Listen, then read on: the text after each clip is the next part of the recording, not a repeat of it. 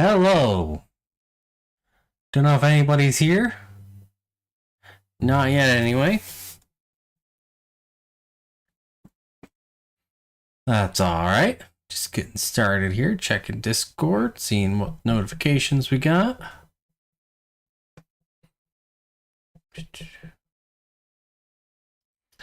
Nothing interesting going on right now. Close this up. This is the project from Sunday.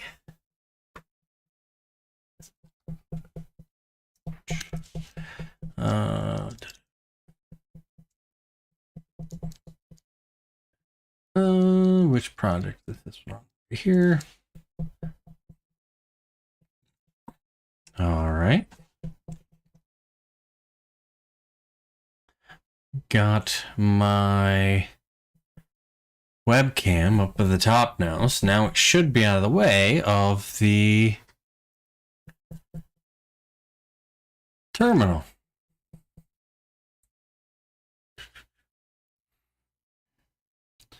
Alrighty. What did I just open? Wrong thing. We want this one. Alrighty. Let's see. Messed with the audio. Hopefully it's not quite so loud this week. Alright. This is... Oh, this is... What is this?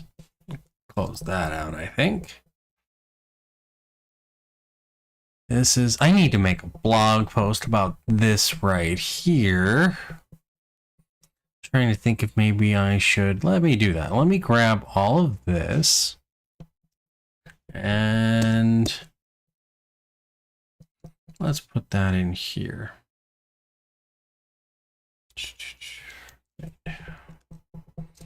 Using RSA JWTs in Python.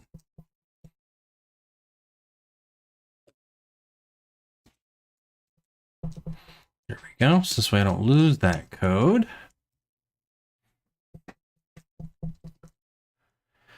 This is my main file.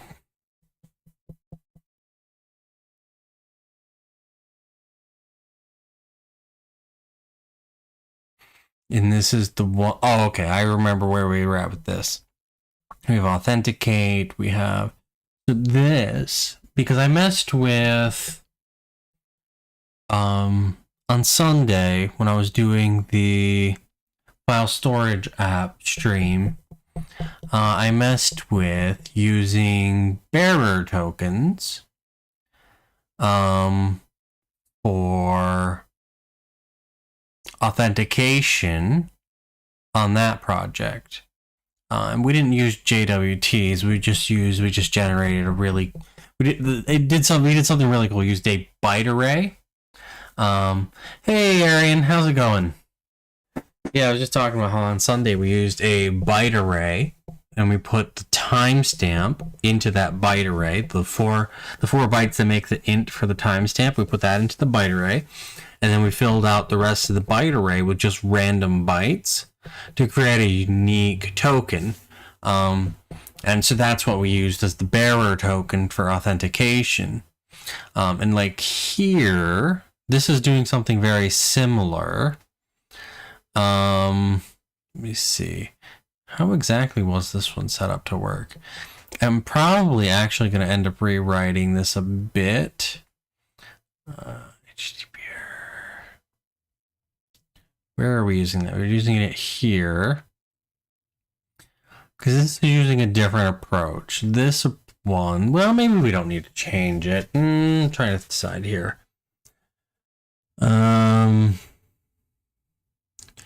Because this one, the way this one is working is it's checking, or where are we setting the header on this?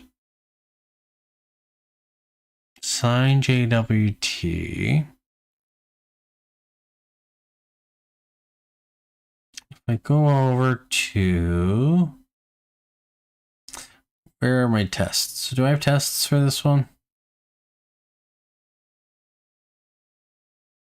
I don't have tests for this project. That's not great.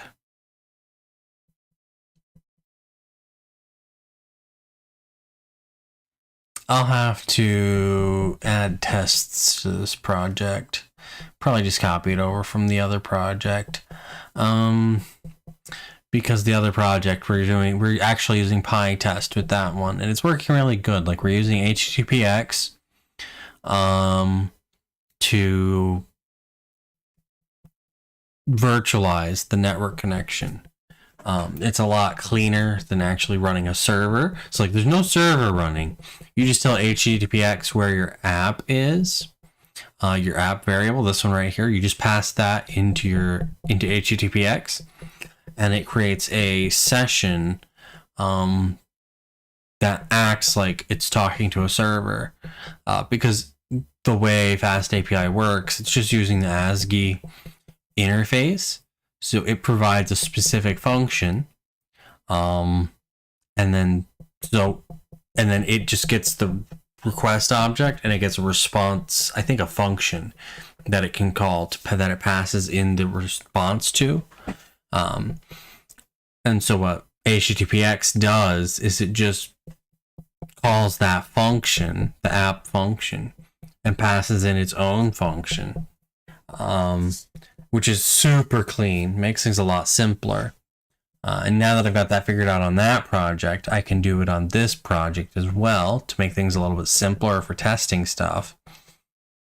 As I'm looking at this, and I can't remember how exactly the authentication would work. Scratch 3, this is, okay, so this is that file. I'm just trying to see if I had a Scratch file with, yeah, this is it right here. This is the, wait, no, is it? No, this is from Sunday. This is the code from Sunday. I was just testing it out, showing how the authentication happens. Where you go to the request, you log in, you give it the username, you give it the password, and then it gives you back an access token. And then you can use that access token right here in an authorization header as a bearer token. And to that project will then authenticate you as this user for the endpoint you requested. I think it works similarly on this one. I just can't remember how the token is being set. It might be the same kind of setup. It might be different. I'm not sure. I don't remember off the top of my head. I'm just like looking at my code now, trying to see how it functions. Like, this, I think, is pretty much the same basic thing.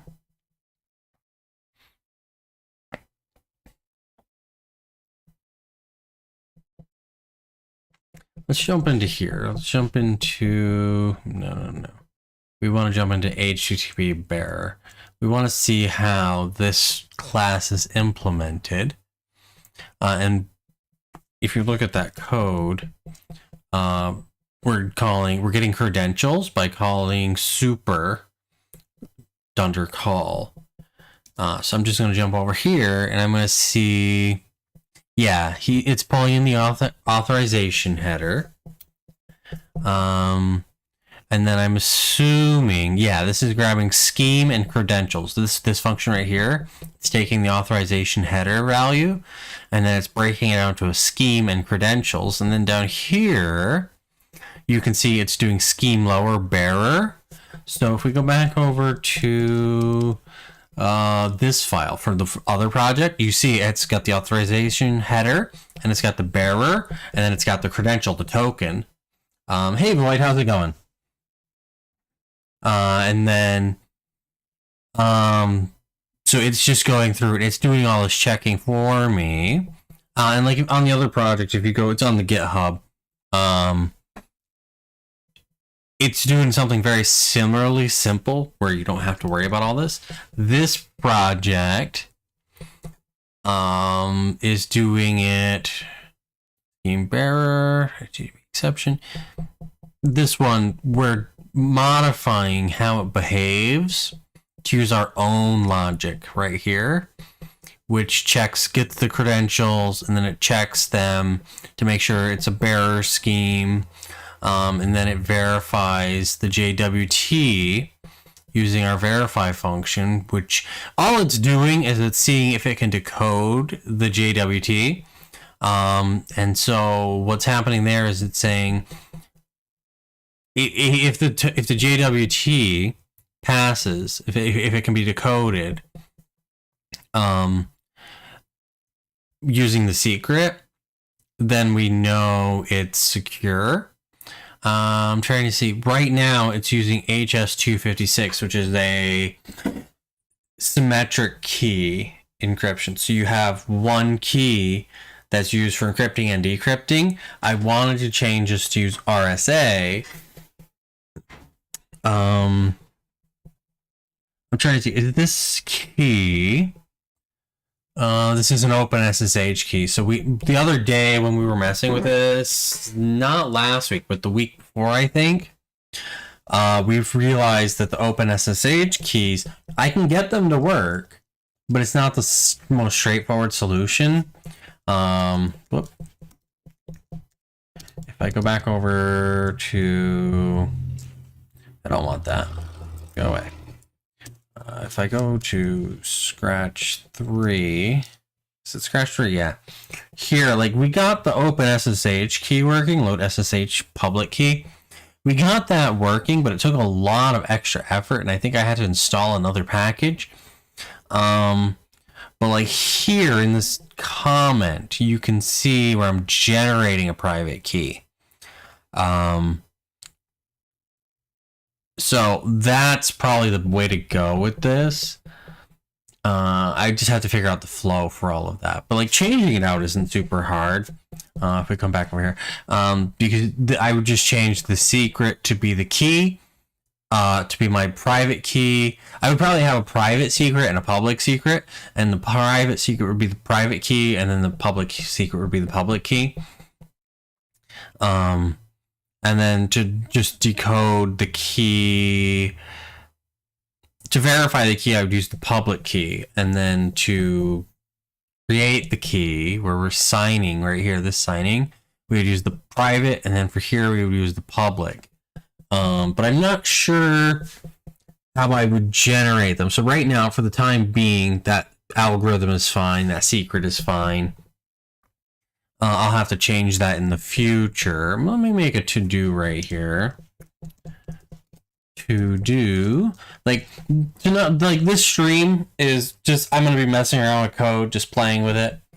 If you guys have any questions about anything, let me know. That's the idea. It's just a fun hangout and chat and ask questions kind of stream.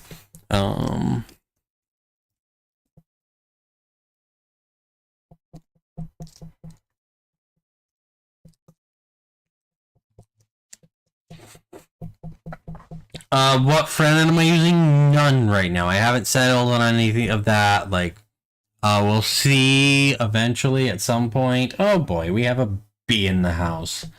Love to know how he got in here. Hopefully he leaves me alone.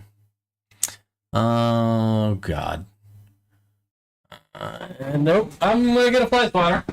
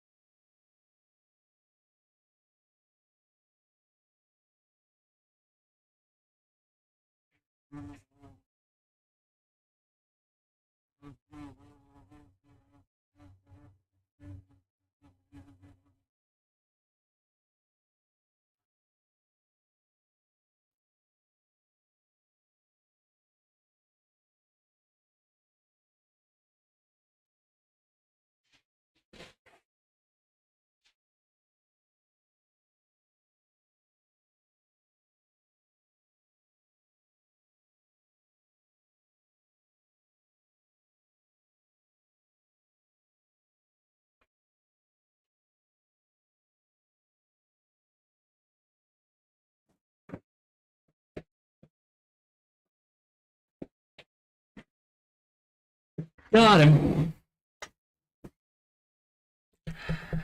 Yeah, I couldn't tell if it was a bee or a yellow jacket, so I wasn't about to find out. And I just don't need it buzzing around my head while I stream. Yeah. Alright, okay, where were we? I was just talking about what this is doing. Okay. I don't think we're going to necessarily mess with this too much. I've got the authentication working. It should be functioning. I'm a little bit surprised I don't have a way to... I'm trying to see... How did I test this last week? I'm curious how I tested it last week. It's kind of odd. Let's come over here. Poetry and HTTPX. Let's add HTTPX, so then we can start testing this. Hey, how's it going?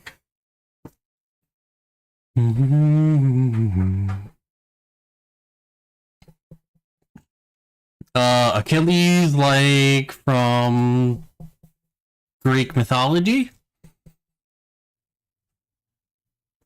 All right. Okay, so we've added HTTPX. Git add project.toml git commit -m and HTTPX. Not sure what changes are there, so let's push all of those.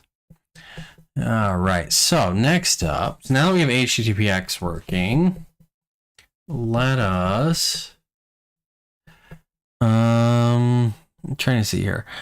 Well, I just want to see and make sure this is working. Let's just pull up. Let's see. Do I have a scratch? Let's create a new scratch. Well, we'll use scratch. Scratch 2 is already used, but let me take that. Let's take scratch 3 because I put that into another file. And then if I do poetry run Python m server, like this one's bit, right, like this. All right, so it's running on localhost 8000, and my is v1 API list. It's kind of funny how the two projects have opposite there. And then what we want to do is we want to authenticate, turn sign Bob, and like so if we do when we do sign, it's going to create a payload token response. Token response is going to be this right here, and that's going to have the token, and the token is going to have this payload in it. So I can then we can grab it with that same way. What was this expecting? Nothing. It's not expecting anything. Is that a post or a get? It's a get. It's going to end up being a post at some point, I think, because that's... We can get that out. All right. And then that route is authenticate. So this is just going to give us a token every time we request it. And then we can do list v1/API/list. And then we got to provide the token. Oh, very cool.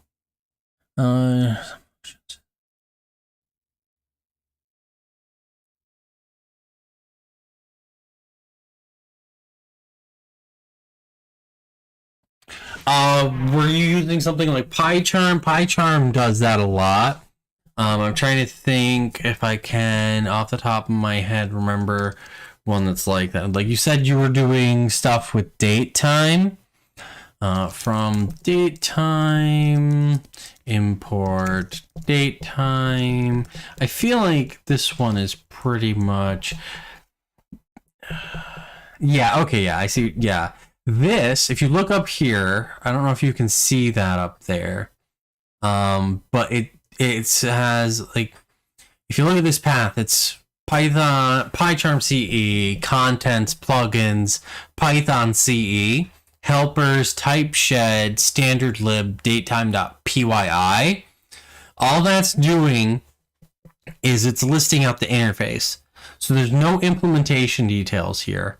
So when you import that module, when you import the datetime module, PyCharm will look at the standard lib folder in this type shed plugin it has, and it'll look for a datetime.pyi. And then everything in here will tell it the typing for all the functions, all the variables, all the classes. So basically what's happening is the Python implementation doesn't actually have the typing information that you want. So what PyCharm does is it provides its own plugin with all the typing information, so it can provide the type hints even when those type hints aren't already available. So that's what's happening. This isn't actually the code that is being run. It's just code that PyCharm is substituting in so it can get the type information. So that's actually not being run at all. So that's all that's happening there. Nothing crazy. It's just how it's handling all the type annotations for you. All right. And then, so this should, in theory, return a JSON object. The actual code, let's see if we jump over to Chrome here, will be on Python GitHub. We can go over to, well, probably should have clicked the CPython. The CPython repo is right here. Is it modules? Let's see, we'll find out in a second. Nope, it's not modules. It's gonna be lib. Just gotta figure out where it is in here. Yeah, it's in lib, and then we scroll down, we have datetime.py. And then here we have a bunch of functions, we have a bunch of crazy stuff.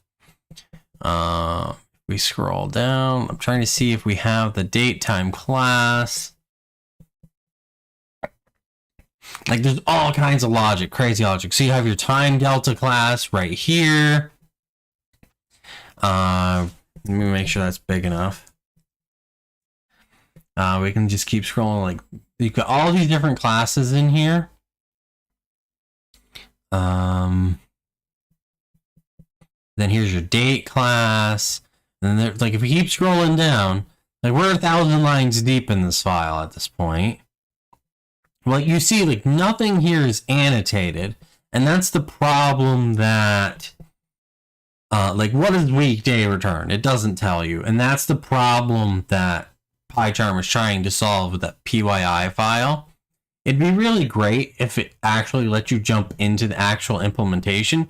So, like, here's our TZ info class, which is for time zones, ISO calendar date. You've got your time class.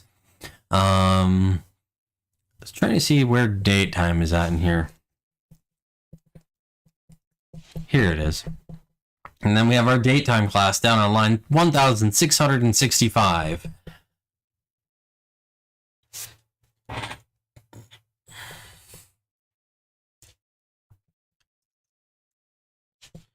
So yeah, here's the link for it right there. So yeah, anytime you can't find the code, it's probably going to be inside the CPython repo. And like, you can, like, a lot of the modules are going to be in this lib folder, and that's all your Python modules, native Python modules. But then, like you saw, I went here inside modules, and like, if we scroll through here, like, you see the ABC module is here. You have your CSV module in here. So, like, these are a bunch of modules that were implemented. Like, the ones that start with the underscore, they are partially implemented in Python and partially implemented in C. So we got a header file for the math module, the pickle module, the operator module, which is an interesting module, SSL module. And then, like, here, these modules are completely implemented in C. And like you see right here, the audio OP module is deprecated. That's the most recent commit to it. How does what work? I'm about 30 seconds, 45 seconds ahead of you, so I'm not sure what I was talking about when you asked that. The get path module, hashlib, they're all implemented in C. And it's like you can jump in here and you can see the C code. And like here's an init file, an init function. And like generally if you scroll way down in these module files, let's see if we can find it.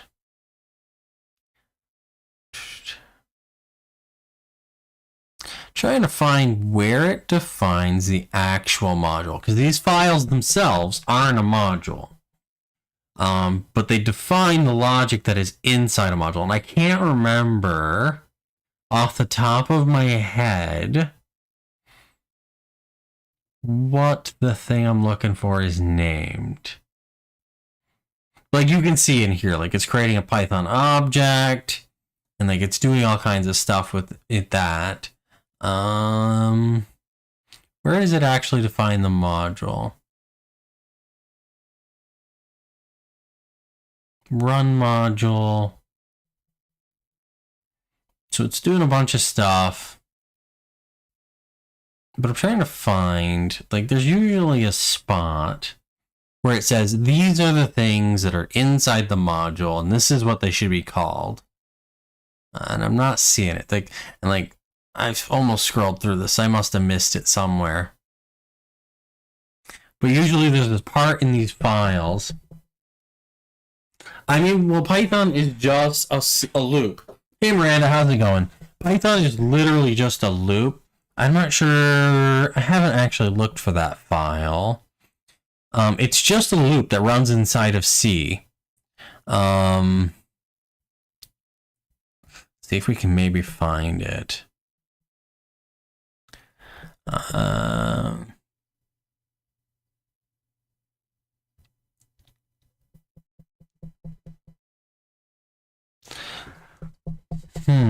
trying to remember if I remember where that's located.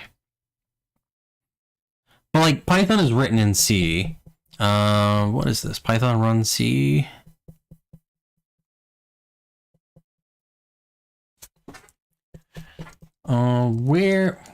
Which file is the Python main loop in?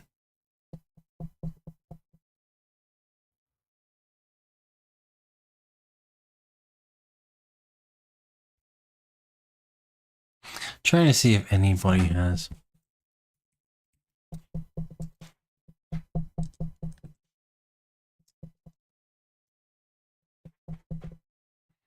Not the for loop. No. I don't know which file it's in, and I'm not finding anything useful on GitHub.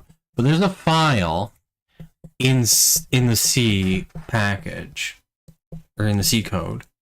Let's create a new Scratch file. There's a file in the C code that runs through all of the Python opcodes. So like if you've ever, like let me pull up the Discord real quick. I can show something here a little bit easier because I've got a command in here for this. Where's code experiments? There it is. Dis ey print message equals hi print message. And then, like you see right here, inside of this, let's make this bigger. You see right here, right now we're not actually working on the project. Right now we're kind of like diving into Python. We're just hanging out and having fun here.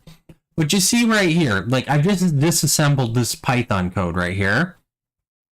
And you see it says load const, it loads the constant, the string hi as a constant, and then it stores that constant inside the message variable.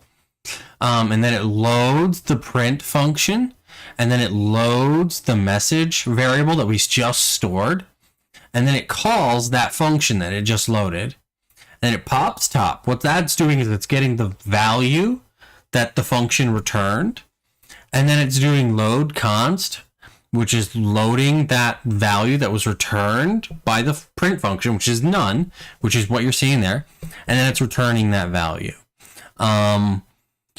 So each of these operations is something that is like, it's breaking that code out into these operations. And so in C, this is an assembly. This is Python bytecode. It's very similar to assembly. Assembly gets compiled into bytecode itself, but this is the Python bytecode. Python has its own bytecode language that it uses. If you ever notice, like, there's a under PyCache folder, and inside that is a bunch of PyC files. Do we have a PyCache file in here? Maybe inside the bit folder. Yeah, there we go. We can do ls bit / PyCache. You see all these PyC files in here. Like, we have a dunder init.cpython39.pyc. We have any file that you import will get a PyC file. And what that is, let's cat one of those out. /PyCache, and then let's do site. Like, you see there's a bunch of gibberish inside that file. Just a bunch of gibberish. There's some kind of stuff that you kind of can make out. What that is doing, those are these operations, but as binary values. And each of these values then gets loaded by the Python interpreter, which is written in C. And there's a for loop that runs through each of those those operations. Okay? So, like, there's a load const operation, there's a store name operation, a load name operation. So it runs through each of those operations, and there's a giant switch statement. And it has, like, case load const, case store name. And so it goes through all of those operations, and it calls a function for each one of those operations, and it runs that operation, changing the different things in memory that need to be changed to set up each of these operations inside this bytecode. And it's like, you see load const and then store name. Store name runs a function that expects one thing to be on the stack. So load const puts high onto the stack. So now we have high on the stack. This constant high is now on the stack. So then when we run the store name operation, it pops that item from the stack and it stores it into the message variable, okay? And then when we do load name, so it's loading the print function onto the stack, and then it's loading the message variable onto the stack, and then the call function operation pops off all the values until it gets the print function, and then it runs the print function with all the values that were passed into it on the stack. And so, like, that's what's happening. And, like, pop top is just popping the last, and then it pushes the return value onto the stack. So then the pop top is just getting that top value off the stack that was just put there by the return. And so, like, this is all happening inside a for loop inside of C. So what's happening whenever you bump out into a C function, a C module, is it's just calling those C functions. It's all just happening in C. When we write Python, we're just writing C code at a very abstract level. Is what's happening essentially. And so Python kind of has its own little virtual machine written in C that's using a for loop and a switch statement to control what is running and what is happening and all that. It's kind of complicated. It's not. Maybe one of these days we'll design a programming language and we'll mess around with doing that. That would be a fun project, I think. So yeah. But yeah, that's basically what's happening. Does that make sense? Move that back over here. Boom. All right, get everything back to the way it was. Yeah. So that's what's basically happening when Python calls a C function. You're already in C, and so it then just calls the C function that you told it to call. directly. And that's why C libraries are generally faster, because they don't have to go through all that for loop. They don't have to go through that switch statement. They don't have to have all those functions called for those operations. It just jumps out to C and calls the function directly and doesn't even have to mess with that for loop. And that's where Python can be slow, because you have to run through that for loop for every operation. So yeah, it's pretty simple. It can be complicated to think about it at first. But yeah, pretty straightforward. Oh, connection attempts failed. Oh, we killed our bot, didn't we? We could do this, or our server. Start that back up.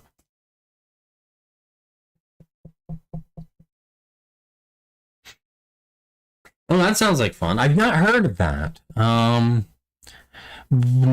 to Tetris, like, is it literally going to be going from like bit operations to a Tetris game, or what's that completely entail?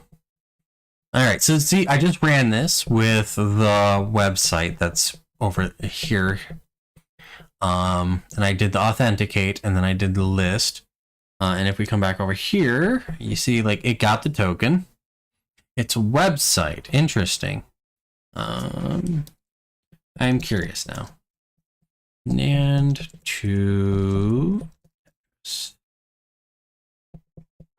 Tetris projects. So they are going to go right from like the circuits. Well, that's interesting. From first principles, yeah, they're going from like NAND, OR, and MUX, and all that fun stuff. Like I see an inverter here, or a something or other there. Yeah, that's interesting. Pretty cool.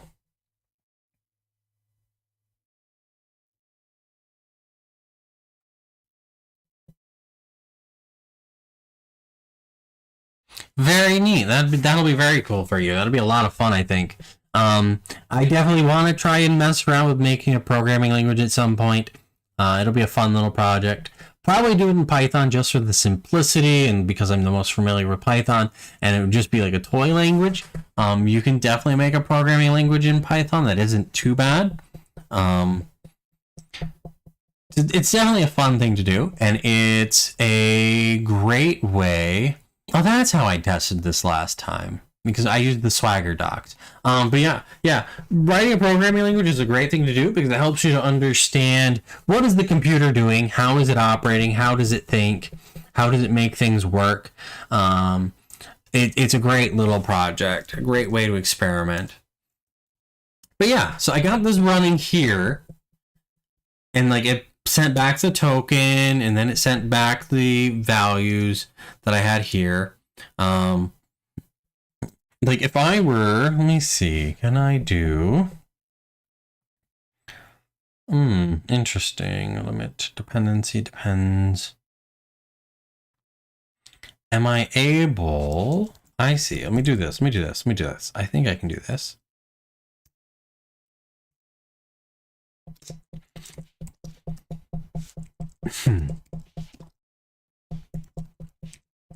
Let's put the token in here.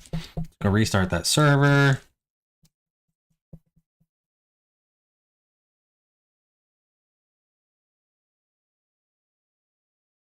There we go. So now I got the token in there. So I bet you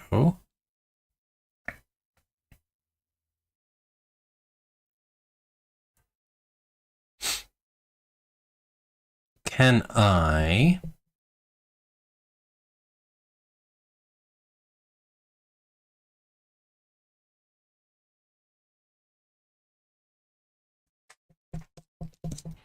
create a function, decoded token, and then I do token equals depends, like that, and then we return decode JWT token, right, like that, and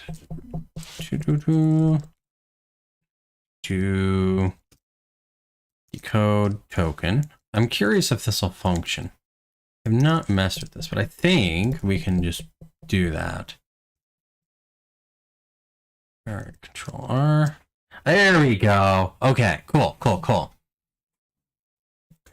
Goes from production. Last question before your class ends. Do you have tips on how I can OSS? Generally, the recommendation is to start out contributing to the documentation if you can. That'll get you used to the code base. It'll get you used to how it's organized. You might want to ask. Excuse me. You might want to ask someone on the project what they think might be a good thing. Kintech mentioned looking for issues that are marked as good first issues. And there's usually a tag on most repos for doing that. But yeah, like it can be hard at first to just get into a code base and make changes and contribute and make useful changes and stuff. It just takes like jumping in and getting familiar with stuff and figuring out where stuff is located. Like, I don't really contribute much to OSS myself. But that's mostly because I haven't, I tend to write my own projects, and the projects that I do work on tend to be very mature. So I don't really need to make a lot of changes to them to make them work the way I want them to. But definitely, like, just get into the code, mess around, poke around. If you find something you want to change, see where in the code you have to go. Like, if I don't know, I think you're using VS Code. I don't know how to jump into the functions and stuff. Like, in PyCharm, I can literally jump into a function by pressing Command and down on my Mac, and it'll jump right to that function. So, like, if I wanted to see how to change this function, I would just do that. I would just jump into the function and then see how it works, and jump into the other functions and see how they work. And just keep jumping into the stuff and following the code as it goes down to see how things are functioning. So, yeah. Basically, you just got to get used to the code. You have to find a way to navigate the code so that you can see how it works. And you need to pick a starting point. Like, this is something, I want to change this thing. All right, how does that thing function? How do I change it? Yeah, just like you just got to figure out how to navigate the code. That's what you got to learn how to do. And just read through the code, try to understand it, maybe make some changes. One thing you can do is you can actually make changes to the code. Like, when you're jumping into the code on a project, you can make changes to it. Like, this is complaining, do I want to edit it? Like, I can make changes to this code, and that'll show up in my code, even though I pip installed this. So you can do that to your own code. You can jump into the code, or into the code you want, the project, the package you're looking at. You can jump into the code, make changes, and see what happens. You might want to actually just clone the repo, and then you can do it yourself. You can fork the repo and then bring that down onto your own computer and mess around with the code that way. You can pip install it and then jump into the code and make changes that way. I've done that for a few things where I just didn't know how it was working. So I'll add a print statement to see what happens, or I'll add a slight little change to see what happens to it, because I need to just understand what it's doing. So yeah, that's pretty much how you got to get started. Just figure out how to navigate the code. Figure out where you want to start with the code, and then jump into it and try to understand it. Start tweaking it. Start making changes to it. Adjust it. You might have to have a project that's using it so that you can jump in and have a way to understand it and get a grasp of what it's doing in the context of your own project. That's what I would say, probably the most. Yeah.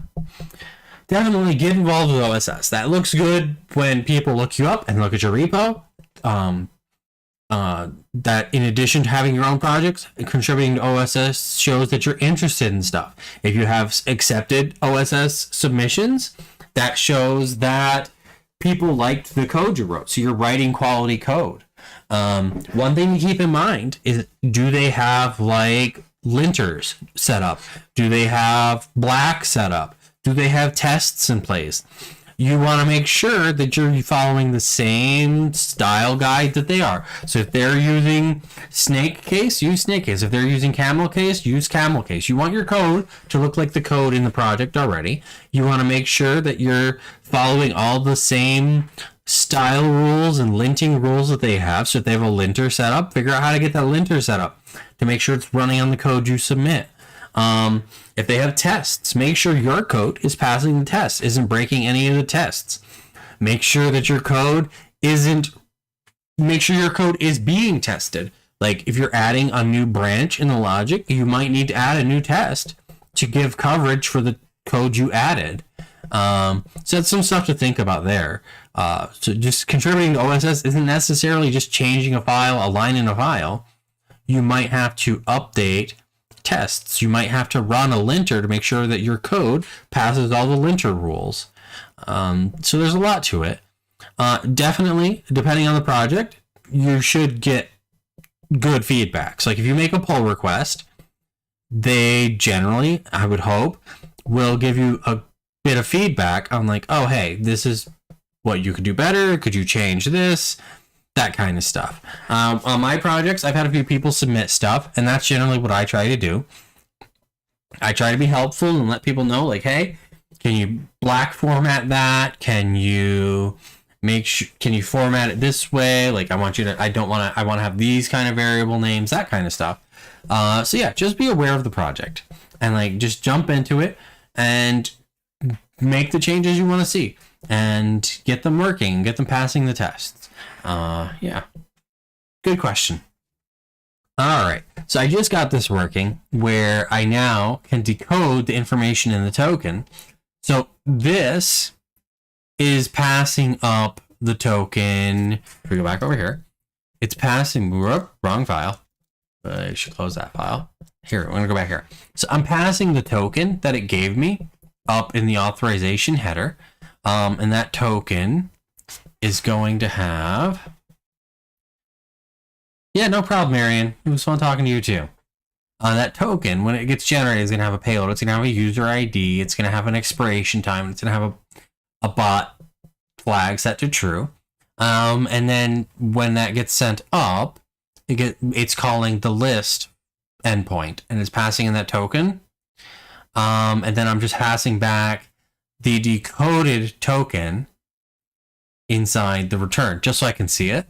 And you see right here, it worked. We got that payload with the user ID Bob. It expires at that timestamp. And then it is a bot. So that's working. We are able to decode the JWT if it exists and is valid and has not expired. Pretty nifty stuff right there. I'm going to go grab my drink. I forgot it in the kitchen. So give me just a second. I'll be right back.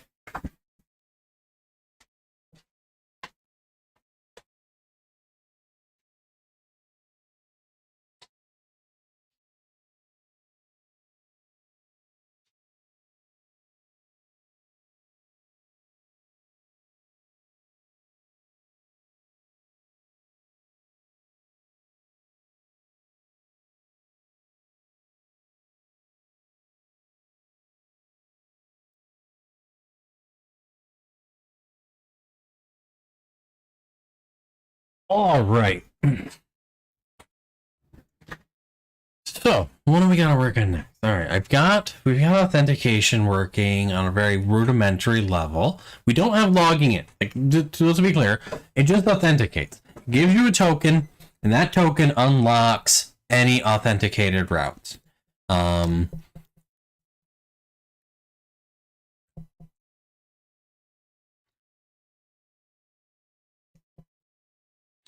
/docs. Like that. Okay. So yeah, now you can see that requires authentication. But authentication can just happens by calling this route and grabbing a token. You get a token by calling that route. So there's no logging in set up right here. I'm trying to think. What I want to do next here. So we've got the ability, because I don't necessarily need that. The way I want to do authentication, how is authentication going to work on here? The way I want to do it is I want to go out to, I want to use Discord login. So I've got to mess with that. We're going to have to figure that out at some point. The difficulty with that is to use Discord. The way the OAuth just login like that, like the single sign-on style login, where you jump out to like Discord and you have to log into your Discord and then it goes back to the website. The difficulty there is you have to give Discord a redirect URL. And so when you finish logging in with Discord, it redirects back to that URL. It sends back to that, not necessarily redirects back to that URL, but it goes back to that URL and it sends information there. And then that URL has to send information back to Discord to just verify that like everybody's on the same page. And because you can't access a web server running on your personal network, on a home network, on the public internet, you can't actually do an OAuth login like that locally. So it's very hard to test that. So I'll have to get this set up on the public internet. I'm sure Kintech would be like, oh, just set up like port forwarding and all that fun stuff. I don't want to mess with that right now. So we're not going to worry about that. And that's why this authentication isn't a login. It's just giving us a random token. So we can test out all this stuff and we can get all of our routes secured. And it's nice and simple, pretty straightforward, it's pretty easy to do. All right. So I think, what do we got to do here? I need to make a list of what we need to do here is what I need to do. So let me jump out here. Let's go to GitHub. Do we have, no, I don't want to edit that. I want to open that.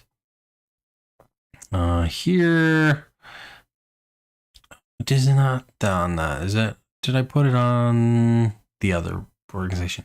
Beginner.codes, because this one, view organization, there we go. Oh, this was private. I didn't realize that was private. That should not be private. Settings. Come down here. Change visibility. Make public. Beginner codes bit. And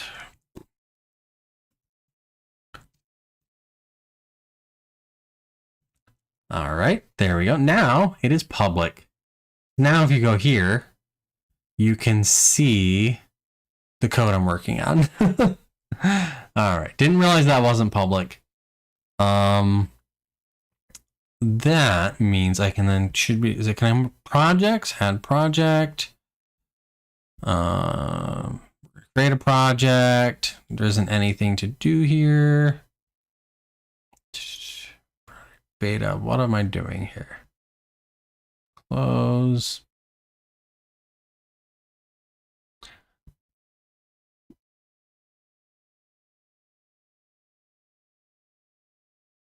Do project, please. Oh, there we go. Here you go. All right. So now we can start figuring out what we need to do.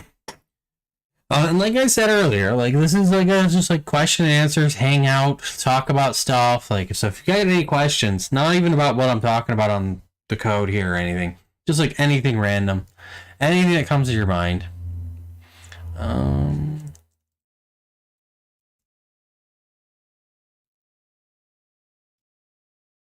Initial release. All right. What does that lock mean? I hope that lock doesn't mean this is hidden. All right. Can I see settings? Manage access. It's a private project. How do I unprivate my project? Public. Changes saved. All right, cool. So let's go back. There we go. Now it's a public project. So first off, we need to be able to list projects. We need to be able to log in as a user. Oh, okay, I see it. My mouse cursor was over it. We need to be able to create a project. Or a bit. Create a bit. List bits. All right. And like, let's jump over here. if we look at our models, okay, so we have a lot of stuff going on here because we have a file which has a bit ID. So you can have a bunch of files on a single bit. So what's going to happen is you're going to go to this little website. You're going to go to bit.beginner.codes. You're going to log in and you're going to be able to see a list of your bits. And then you can click on a bit and it'll show you all the files in that bit. It's going to be kind of like GitHub Gists. It's the idea that's going to replace our file upload solution for the Discord server, which is currently using GitHub Gists. So we're going to change it to use bit.beginner.codes. So we're building basically GitHub Gists, our own custom solution. So each bit in your list will have a bunch of files on it. And then the file has code, which is a file ID. And you're going to have created. And that's going to show you if you can edit the code in a bit file, and it'll be able to keep track of the history on that code. And so that's what's happening here. So you have your file name, your bit ID that it belongs to, and then you have your code with the file ID that it belongs to, when it was created. And when you just go on, when you log in to bit, and then you look at a bit, and you see a file, it's going to show you the most recent code on that file. And then you'll be able to click like a little drop down to see the history on that file or whatever. That's future stuff, but we're building in that functionality now, is basically what's happening. So if we come back over here, so we need to be able to create a bit. We need to be able to add a file to a bit, edit a file, rename a file, just creating a bunch of stuff that we can start working through. So we need to be able to list bits, we need to log in as a user, because currently you can only authenticate with a random ID. I want to be able to authenticate as a specific user. We're just gonna make it really simple. You're gonna give like a username, and for now that's all we're gonna do. In the future, when we have Discord login set up, that'll be different, and you'll be able to authenticate as an individual user through Discord. And so we'll have to change that authentication pattern. But for now, I'm just going to do it as a username. So this way we can test this stuff out. Add to Discord, login, rename a file, edit a file, add a file to a bit, delete a file. Delete a bit. Ooh, you know what we need to do? You know what we don't have? Let me go back here. We accidentally set a breakpoint. I hate that. All right. So what we don't have is a way to name the bit. So let us. Well, let me add a to do for that.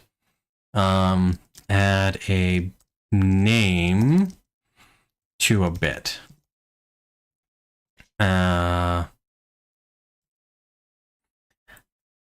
I might actually, I'm trying to think here. I might set up the bit to have its own like README file, which will be the name. So the file name will be the name of the bit, right? And then the file contents will be like the description for the bit.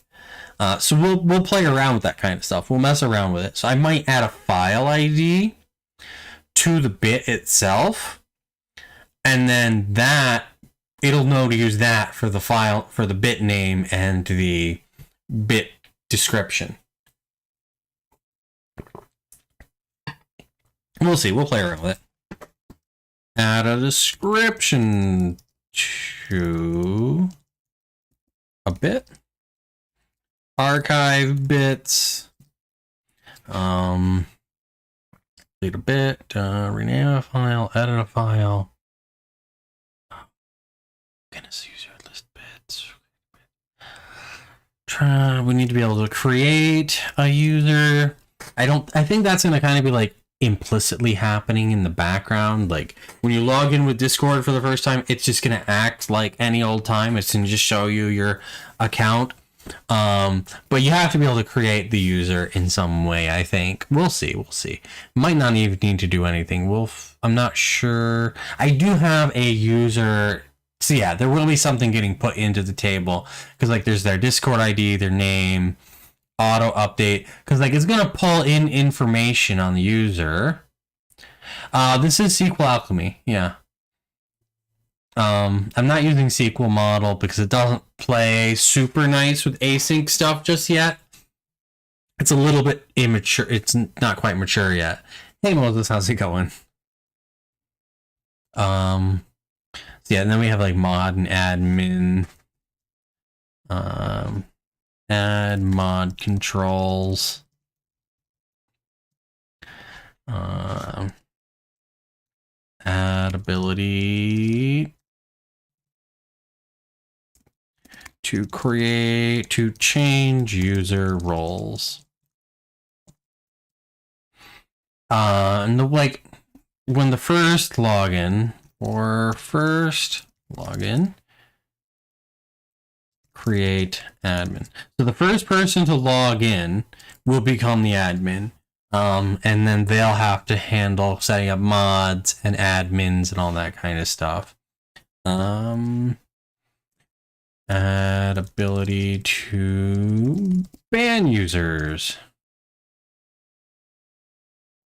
This is literally GitHub project. So like if you go to GitHub, and then you go to your repos, you go to a repo, so like we're on the bit repo right here. So you go to the bit, and you have projects. And when you create a project right here, you want to... I see what happens. So you have to create it. You go to the repo, or where am I? Oh, I'm not even on, I'm on the organization. So I think if you go to your user, it's like, let me jump over to my user profile. Because that'll be what you'll be dealing with.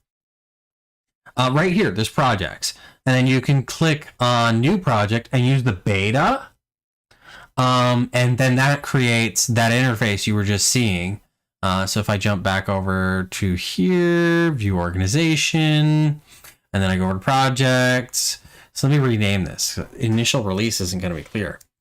Of bit. All right, there we go. So then it creates that project on the organization or the user. I've got a couple organizations. I got my Zec Codes YouTube, and then I have the beginner codes organization. Yeah, exactly. I think you might be able to turn this into a Kanban. Does it let me turn it into a Kanban? Maybe they don't add a new view. List view 2. Yeah, you can turn that into a Kanban, right like that. Super simple, super handy. And I like to be the ability to just be able to go down this list and tab, keep adding in new things. Like I don't have to stop and click create new issue or anything like that. Then yeah, so you can have a Kanban view. Like we can Kanban, and then we have our list, right like that. Pretty handy, pretty fancy. Make it a little bit bigger. Put her in the middle. What does the bubble mean? Save changes. That's what the bubble means. There we go. Yeah. Super fancy, super handy. And it has like the assignee status. You can add a new column. Labels. You can show the labels, the repository it belongs to. All kinds of fancy stuff. I don't know. At pound. I'm not sure how you would assign these to like a specific repository, but yeah. It's super easy. Like I just created this and I've already got 17 items in here. And I went from not knowing what I was going to do at all next to having all of this in here. And like it'll be fancy and fun to like, I can just drop in anytime I think of something new. I can just drop it in here. And like we should add in convert, use RSA JWTs. And then like I can click on that and I can add more details. I can add a description, edit, there we go. And then I can add a description. We need to use RSA for the JWTs.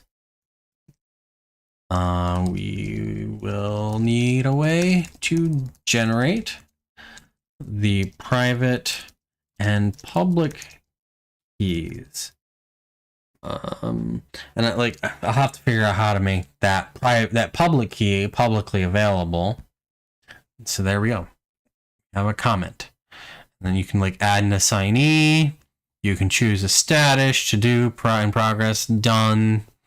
You can convert it to an issue if you need to. So like by default, these aren't issues. This is just like a to-do list of stuff you want to do.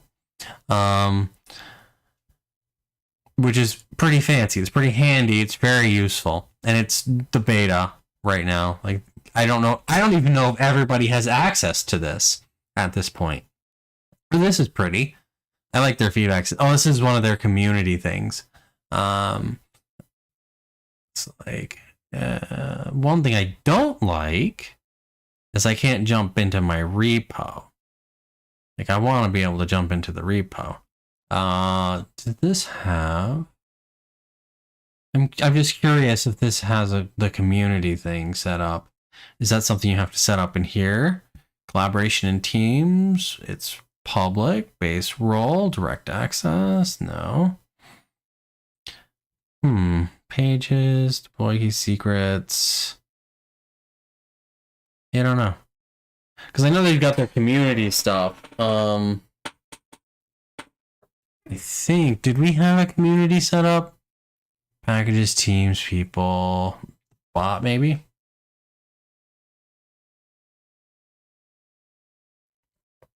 Yeah, that's a repo thing. I'm pretty sure that's on the repos. I could have swore we had a community set up somewhere, but I'm not seeing it.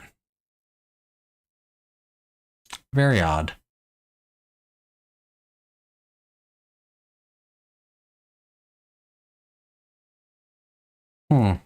Just scrolling around trying to see if I can't find one. But nope, I don't see it. It's very strange. Challenges.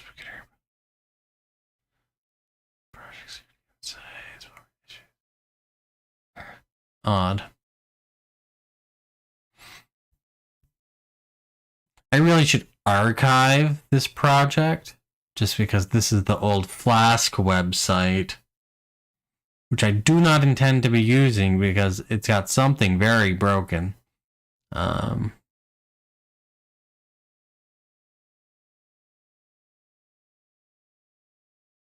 Interesting. All right, well, see if we can get back to where we were.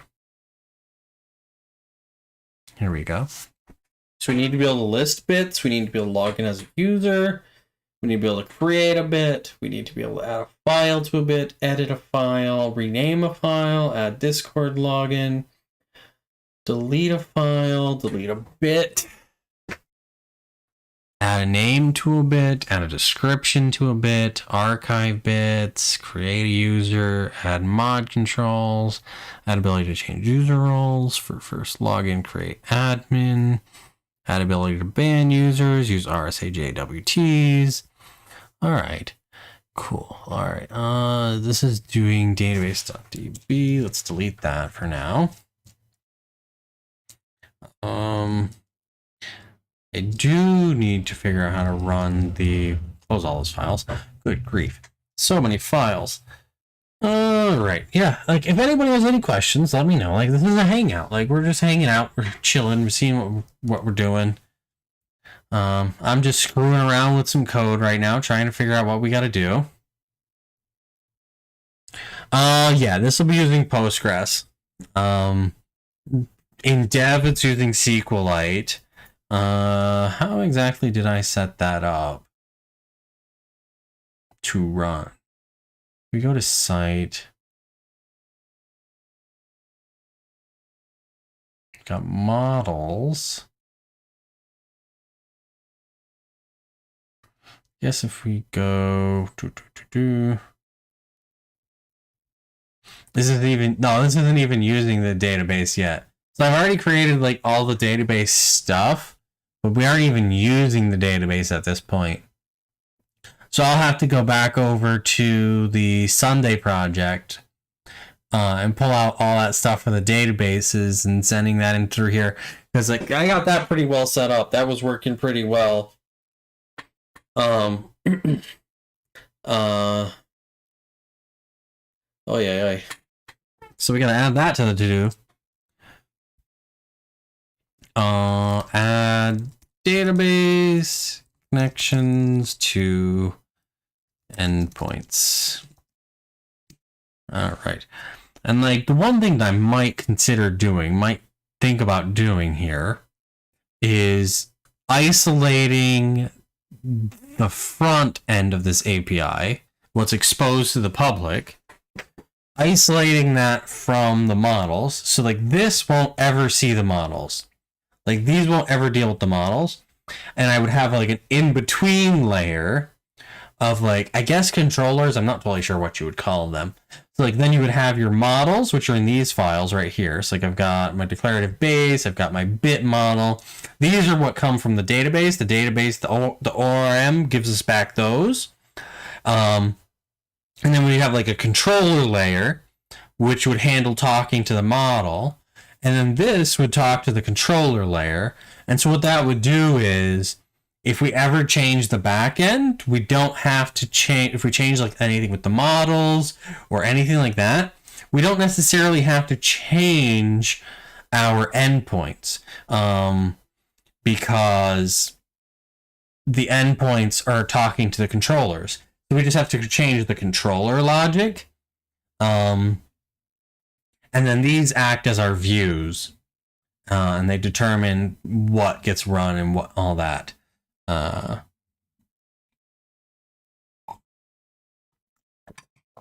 So this way you get some isolation in there. So you don't have to worry about what your database is doing on the front end. And like this is all the API. At some point, I've got to create the actual web front end. Create front end. It's probably going to be kind of SPA SPA-like. Because we're using a REST backend, which will be pretty neat. One thing I want to mess with, because I know I was looking at the Fast API docs today. It'll be in the database. Everything's in the database because we're literally storing the code, and that's going to point at a file ID. File here doesn't actually mean a file on the computer, on the hard drive. It's just a body of content of code. So like you're gonna have the code, and you're gonna have it's gonna point at a file ID, and then the file is gonna have a name, and that's all that's gonna happen. So there's gonna be no files on disk, and so that'll let us actually keep a version history. So we don't have to do anything crazy to get all that functionality.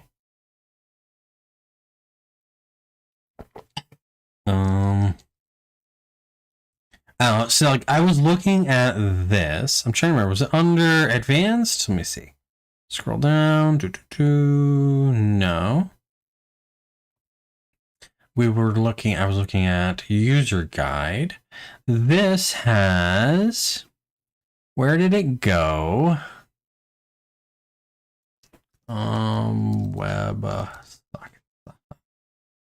Websockets. So Fast API actually supports WebSockets, which is super duper cool. Like literally you can set up a WebSocket right like that. You just set the route for your WebSocket, just like you would like a GET request or a POST request. And then you just have your little loop in here talking with the client on in the browser. So that you could actually add like chat, you could add all kinds of cool stuff. One thing I thought might be neat to do with it would be you could have like an online status for people, like who's online looking at code and stuff or anything like that. You can do like a chat with it or something. I don't even know. You can do all kinds of cool stuff with it. It's pretty neat. If the front end is a spa app, you can set up a WebSocket and then you can use that to get like status updates on things, so you can get an idea of like any changes. So like you could see like literally live, you could watch what's getting updated, like who's changing what file. So like you could be on the front page, you could be at bit.beginner.codes, and it'll list out all the most recent bits that have been created.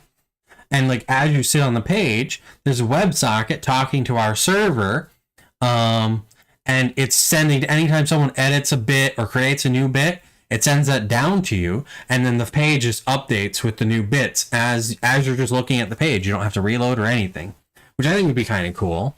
Yeah, pretty neat. So just something I was thinking about, and it's like so simple to implement. Like literally, you just have to like write like that, all right like that.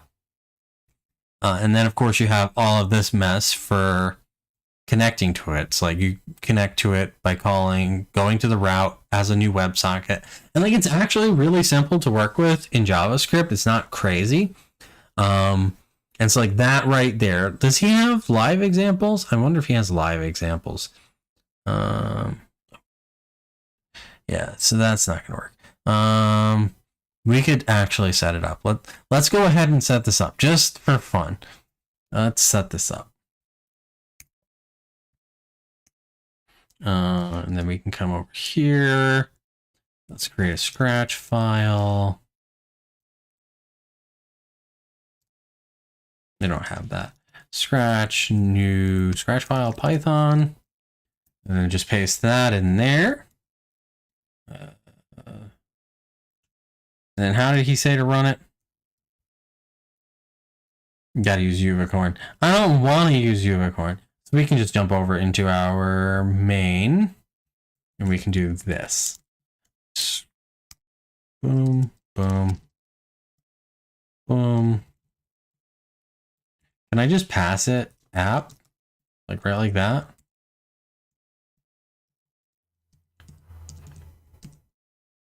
Come on. From you.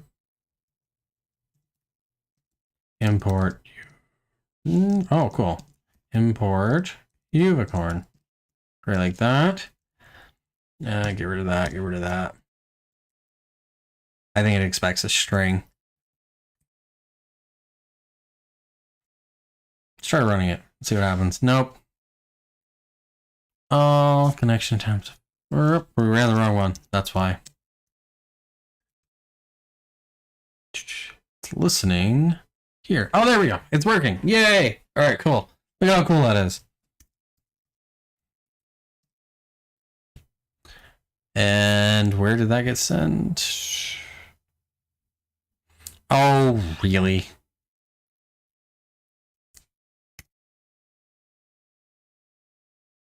So we gotta do this. So let's do poetry. Well, poetry run pip install.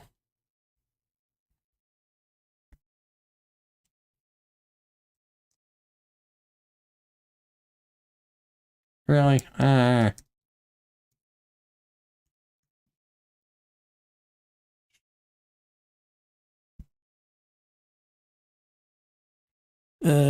Standard.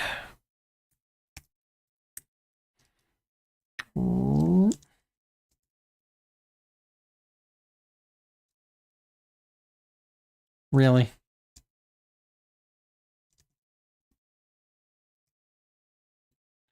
What was the other one it suggested doing? WebSockets. That was the other one. All right. So then if we come back over here and then we do stop that, Control R, run it again, reload this. Hello. Ta-da. There we go. Create a little tiny chat app. And it's like all live right in the page. It's using WebSockets. You can do anything you want with it. He's got a more complicated example on here. If we scroll down, let's see if we can. Is that the one or is that the one? This is the one. This is the one. This one has a connection manager, which lets you do a bit more. So let's.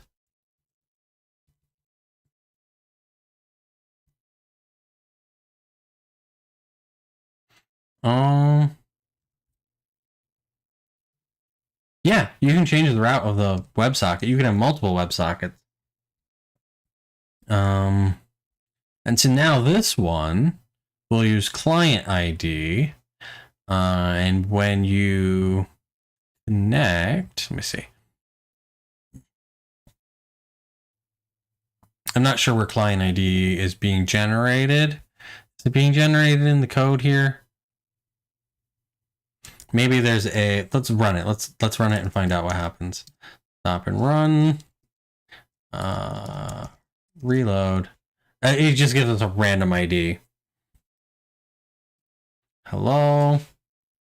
And then if I go over here to localhost 8000, we have a different ID. How are you? And then if we go back over here, you see each client said something different. So like if we were to, let's do something crazy. Let's do something insane. WSID. Where's WSID on the page?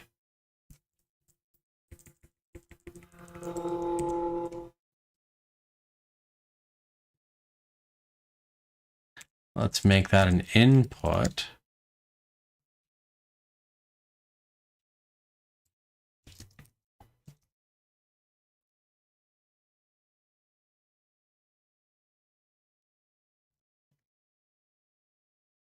If I could spell. All right, so now we have a placeholder, and inside the JavaScript,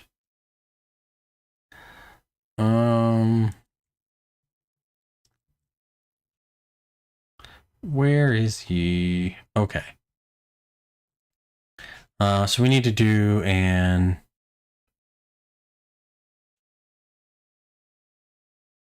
because that's going to happen when we run. Oh, so never mind. I can't do it that way. That won't work because we're just,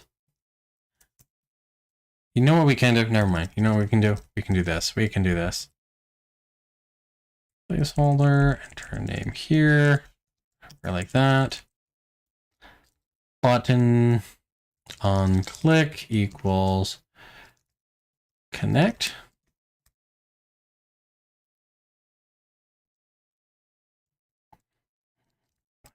Let's see if we can't get this working. Where we actually can set our own name. Submit send message. Client ID is going to be this dot value, right like that. Okay. Get rid of this. Right like that. And this is all going to go into a function. Function connect. Right like that.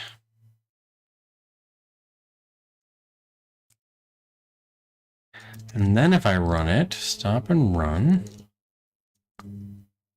reload this, enter a name here, heck, connect, hi, Command Shift, Alt I,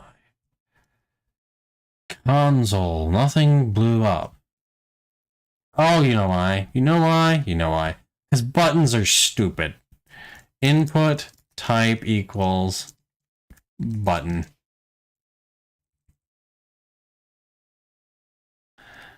Value equals connect.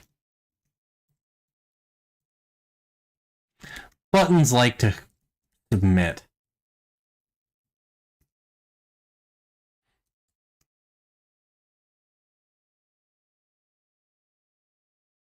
Connect.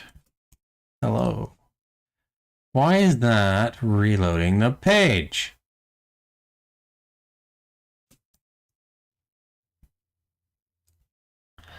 Is something broken?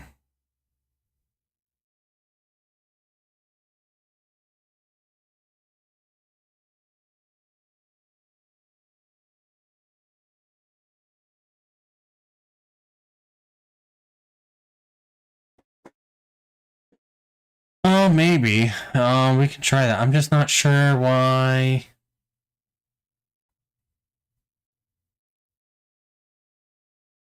Oh, I know why. I see why. I see why.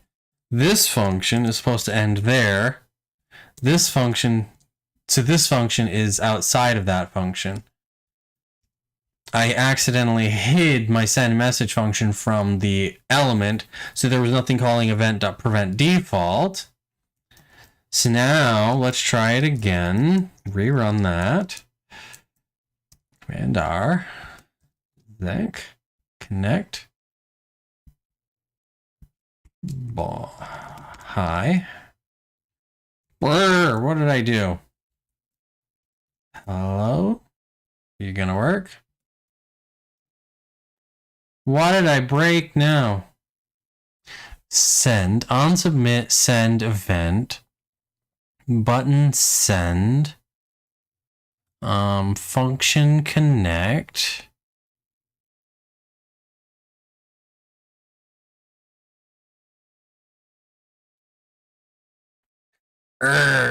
Why?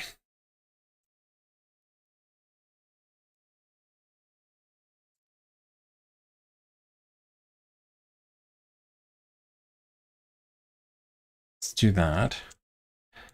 And then like that. I think this is what I want to do. Let's try that.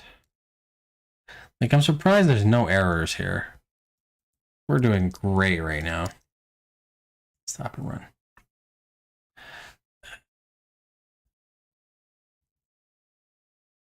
I think you're right on this one. Oh, we gotta restart it. Stop and run. Command R.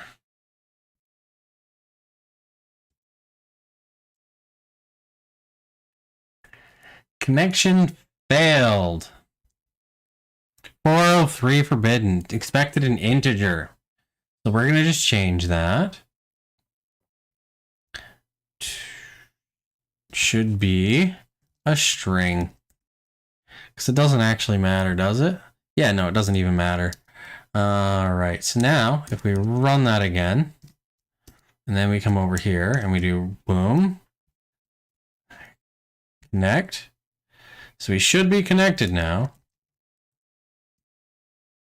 Zek says hello. All right, so then if I go back over here and reload this, Bob, connect, hi, send, Bob says hi. Come over here, Bob says hi. Awesome. There we go. We changed it so you can set your own little username. How are you? You wrote, how are you? Then we come over here and Zek says, how are you? There we go. So now we have a little chat. All inside of like this tiny, like there's no code here. Like this is absolutely bonkers. Like this is the entire event loop, the entire while loop. And then like watch this. Like if I close Bob and then I come over here, Bob left the chat. Like so it even tracks like who's connected and who's disconnected and all that fun stuff. And like there's like very little code here. Like literally line 48 down to line 85. So you're not even 40 lines of Python code there. And you get all of that. And then you've got like 45. So you've got like 37 lines of JavaScript and HTML. So not even 100 lines of code. And you've got yourself a very basic chat app. Very basic, but it works. And it's pretty nifty. And so like, yeah, you can see like right now, like you can see like how you could have like a who's online on your website kind of thing, just using WebSockets. Now, the one thing to keep in mind with WebSockets is that's keeping a port open on your server for as long as the user is connected. So if you have 1 million users, you're going to need to have 1 million ports for them to connect to. And if each of your servers has 65,000 ports on them and can only use like 63,000 of those ports,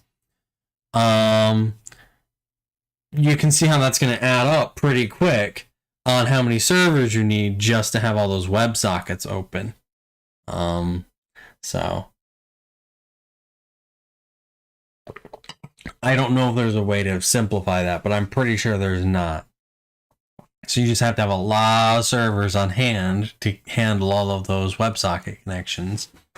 And it shows you the limitations that like Discord, every client that connects to Discord, so like your phone, your computer, if you open up a browser, they're all creating a WebSocket. Every bot creates a WebSocket. Every instance of a bot. So like the beginner codes bot, that one has 2 different instances that are connected to Discord. So they're both using their own WebSocket. So like every single one of those connections is taking up a port on Discord servers. So you can imagine, like, there's got to be something they're doing to load balance that somehow, because I can't imagine that they have that many servers. Yeah, that's basically how, like, I thought that was neat how he's got like literally WebSockets just working in here. And now I see like how he does the HTML response. It's literally just returning an HTML response. So that's setting the content type. And that's one thing I really like about Fast API is it's API first, but it intelligently does other stuff. So like you're getting an HTML, you send an HTML response literally just by saying, hey, this is an HTML response, and wrapping the variable around it. Super duper simple. Super easy to use. And like this is very clever right here. Like when you connect, all the connection logic is here, and then when you connect, it appends that WebSocket to the active connections. And then when a disconnect happens, like literally inside of this function, when a disconnect happens, it just calls disconnect here, removes it, and handles sending the broadcast on the manager. So like literally the broadcast just loops through each of the active connections and sends back a message letting it know who disconnected. So at any point you could broadcast, let's see, like if we came back over here, we could do, let's see, receive text data you wrote. It's like you're doing the broadcast. So like broadcast is literally broadcasting it to everybody. So it's already doing that. So I was going to say, let's have it send a message to everybody. We can do the one thing. Let me see. Can the manager connect WebSocket? If we gave it the client ID, right? If we went back over here to connect, and then we have active connections. Let's make that a dict of string WebSocket, right like this. And then we do connect username right like that. Username. Okay.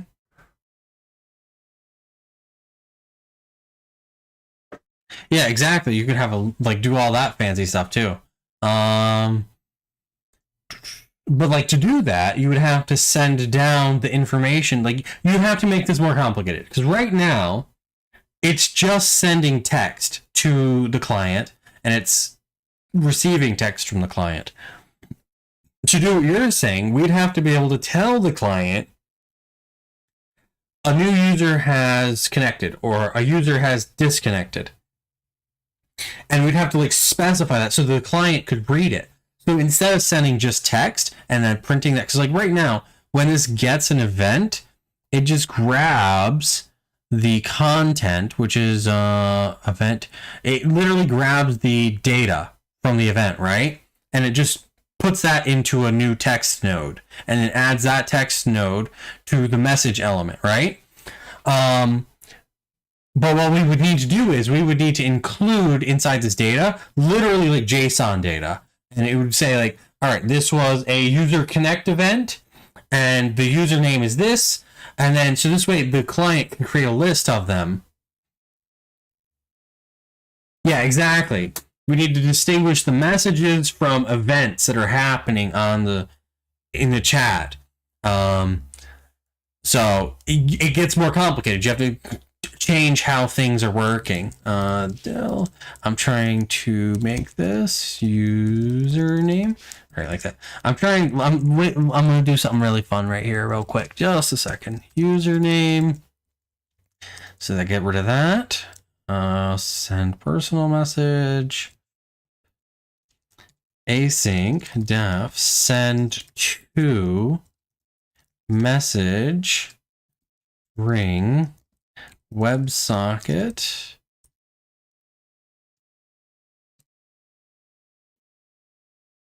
no, username right now, right like that. And then we do string, and we don't need WebSocket here. So what I'm doing is I'm going to add at mentions. You can send a private message to someone by mentioning them. So just a second, we'll get that working. Wait. Self.active connections username dot send text.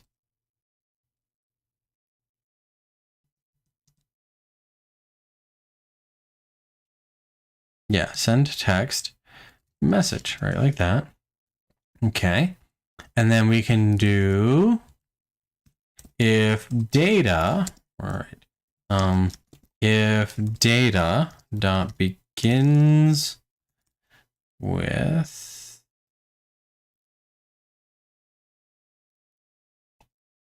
let's just tell it that it's a string. If data dot starts with, oh, there we go. That's what starts with at. Then we do, what do we do? Username equals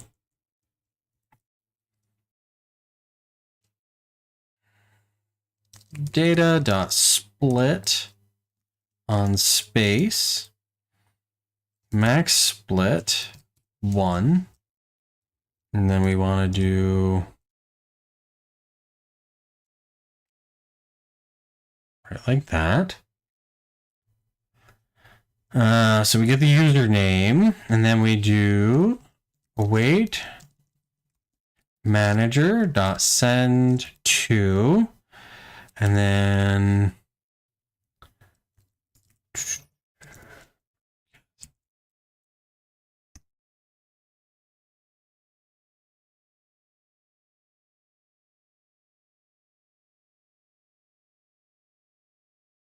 we'll do underline, I think.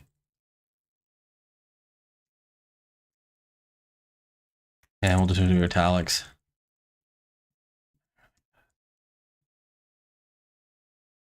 Oh, you know what we can do?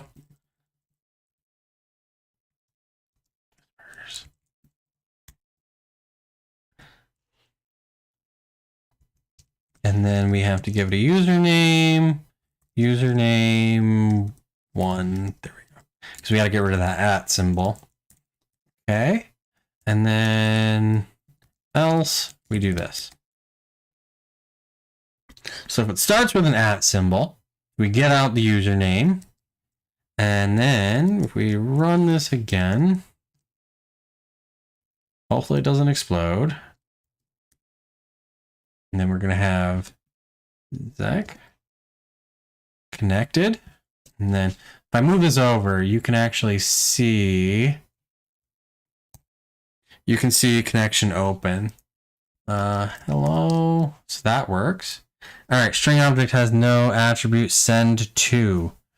Why did that happen? Oh, I see. Dot values. Okay, so do that. Message.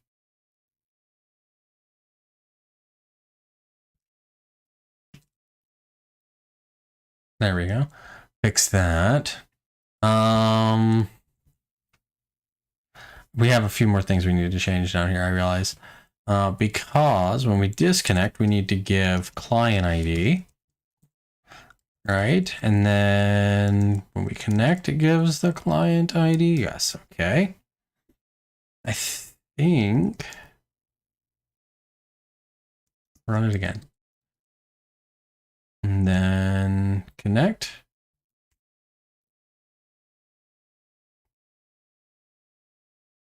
All right, so that worked. And then if we duplicate this, we're gonna have to duplicate this a couple times. Let's see, we're gonna do, put that over there, take that one off, put it in the middle. We can close this, all right? And then we're gonna make this one Bob, connect, hello. Bob says hello, Bob says hello, all right? So then we're gonna duplicate this again. And we're going to put this one right here. Jim, connect, connection open. Hello from Jim. So we have Bob, Jim, and Zek in here. All right.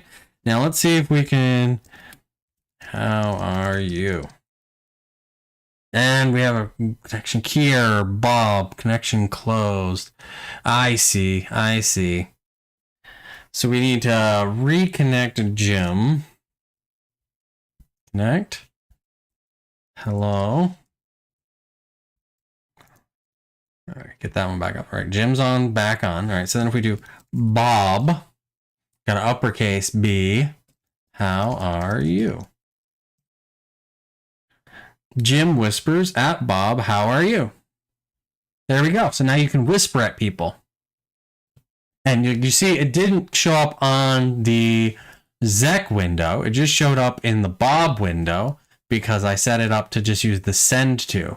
So yeah, you can get some fancy stuff in there. You can do some really cool things. But you see, like, there was an exception and it literally logged Jim out. That's probably not the greatest way to handle that. Yeah, like, this is so simple and so easy to work with. So basic. Very, very, very simple. Very clean. You don't even have to do crazy stuff. Yeah. The italics didn't work because it's actually creating a text element. I would have to set like an inner HTML or something like that. But yeah, pretty cool. Very fancy stuff. I think next week we come back over here. Boom, right like that. Next week, I'll probably start working through this. We need to add the ability to create a bit. I need to create, actually, you know what? Let's jump in here. If we go over to site, we can set this up. Authenticate. User name. So we're just going to do this right like that. String. Username,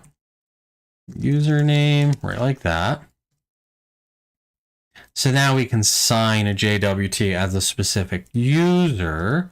And then if I go scratch 3, and then we do authenticate JSON, username, Bob, and then we run this file, get got accepted. Oh, that's right. This has got to be a post. Post. And then so that means we have to come back over here. We need to change authenticate to be a post. Right like that. And then if we run it. Key error access token. Interesting. Why would that be wrong?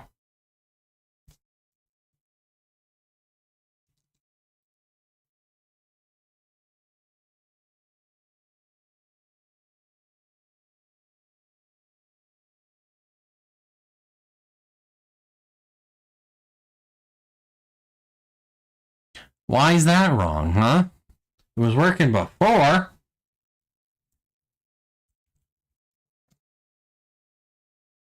Let's do that. Not found. Detail not found.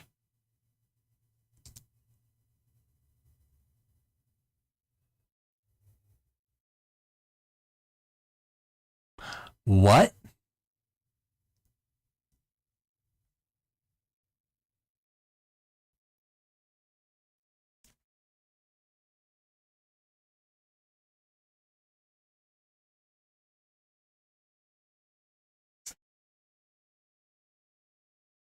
Not found isn't anywhere in here.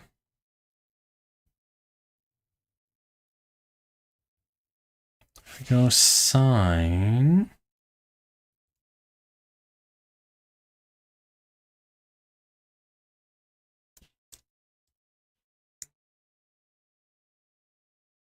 Well, this isn't using the WebSocket. This is literally just trying to authenticate.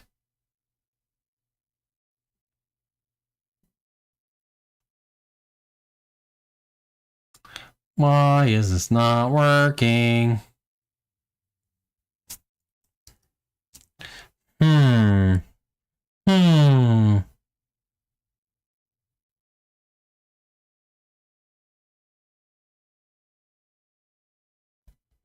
Request body.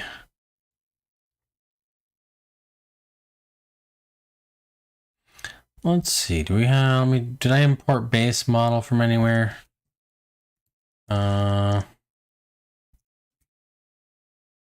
Where does base model come from? Pydantic.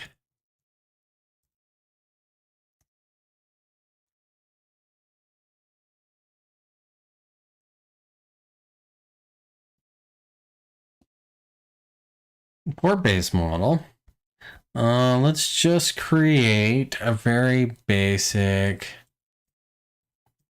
class username base model. Username string. And then we do username. Still not found. What the heck? What are we doing wrong?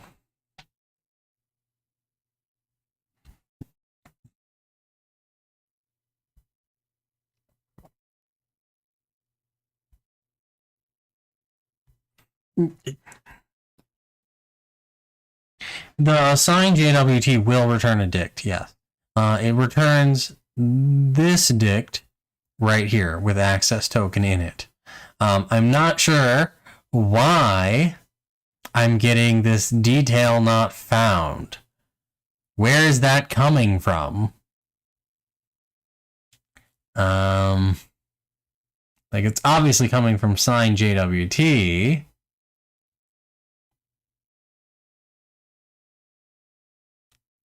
Right? No, it's got to be coming from app v1 post authenticate.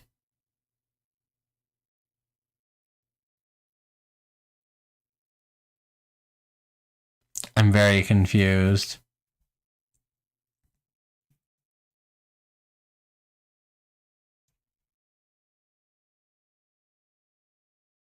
Well, now I'm not. I fixed that. But, like, it shouldn't have mattered. Like, it should have tried to use it anyway. I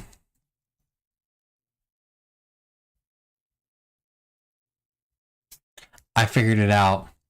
I had the wrong server running. So it was running. Just the wrong server was running. Because now if I run it, boom. Invalid token or expired token. Fun. Why does that happen now?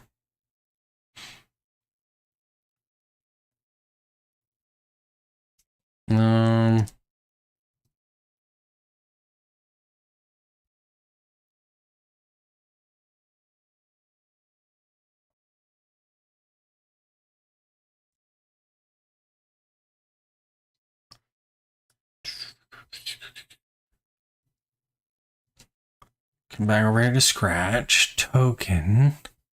Oh, I see. Access token. Ta-da! So we logged him in as Bob. It shows the expiration time. If we log him in as Jim, now he logs in as Jim. All right, there we go. Ta-da! There, we got that working. So now, if we come over to, like, this is, like I said, this is just going to be very rudimentary, very basic, because the way I want to do login, I can't do because I don't want to set up port forwarding just to get Discord auth working. Listbits, login, create as a user. All right, login as a user. How do I mark it as complete? And I don't know. Status.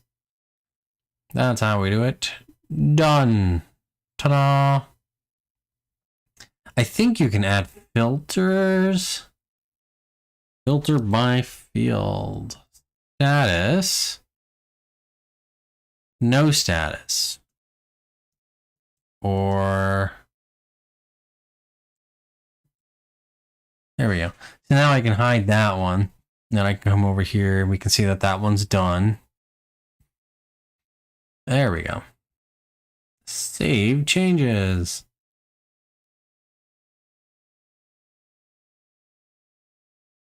See you later, Moses. I was about to wrap up anyway. I was just doing that last one, so I had something to say that I did for the site. All right. It was just a bump. All right, I'm going to call it a night. I think that was a good day. We had some fun, talked, chatted, got some progress made on the Bit site. So y'all have a great week. Been fun hanging out with you.